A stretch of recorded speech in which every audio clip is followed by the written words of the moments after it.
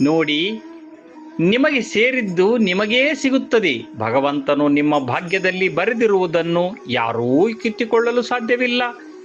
ನಿಮ್ಮದಲ್ಲದ್ದು ನಿಮಗಾಗದ್ದು, ನಿಮಗಾಗಬೇಕಾದದ್ದು ತಪ್ಪಿಸಿಕೊಳ್ಳದು. ದೇವರು ನಿಮ್ಮ ಭವಿಷ್ಯಕ್ಕಾಗಿ ಏನನ್ನು ಬರೆದಿದ್ದಾನೋ ಅದನ್ನು ಯಾರೂ ಬದಲಾಯಿಸಲು ಸಾಧ್ಯವಿಲ್ಲ.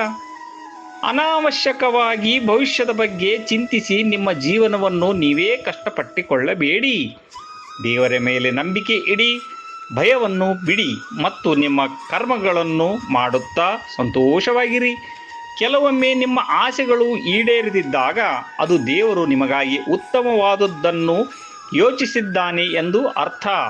ನಾಳಿನ ಬಗ್ಗೆ ಚಿಂತಿಸಬೇಡಿ, ಏಕೆಂದರೆ ನಾಳೆ ತನ್ನದೇ ಆದ ಚಿಂತೆಗಳನ್ನು ಹೊಂದಿದೆ. ಕಾರಣವಿಲ್ಲದೆ ಆತಂಕ ಪಡುವ ಬದಲು ಇಂದಿನ ಕರ್ಮವನ್ನು ಮಾಡಿ. ಕೃಷ್ಣನು ಹೇಳಿದಂತೆ ಫಲಿತಾಂಶದ ಆಸೆ ಇಲ್ಲದೆ ನಿಮ್ಮ ಕರ್ತವ್ಯವನ್ನು ಮಾಡಿ. ನಿಮ್ಮ ಕರ್ಮವನ್ನು ಪ್ರಾಮಾಣಿಕವಾಗಿ ಮಾಡಿ ಮತ್ತು ಬಾಕಿ ಇರುವುದನ್ನು ದೇವರಿಗೆ ಬಿಟ್ಟುಬಿಡಿ. ದೇವರು ನಿಮಗಾಗಿ ಬರೆದಿದ್ದನ್ನು ಯಾರೂ ತಡೆಯಲು ಸಾಧ್ಯವಿಲ್ಲದ ಕಾರಣ ಭಯಪಡುವ ಅಗತ್ಯವಿಲ್ಲ. ಯಾವುದು ನಡೆದಿದೆ ಅದು ಒಳ್ಳೆಯದಕ್ಕೆ, ಯಾವುದು ನಡೆಯುತ್ತಿದೆಯೋ ಅದು ಒಳ್ಳೆಯದಕ್ಕೆ, ಯಾವುದು ನಡೆಯಲಿದೆಯೋ ಅದು ಕೂಡ ಒಳ್ಳೆಯದಕ್ಕೆ.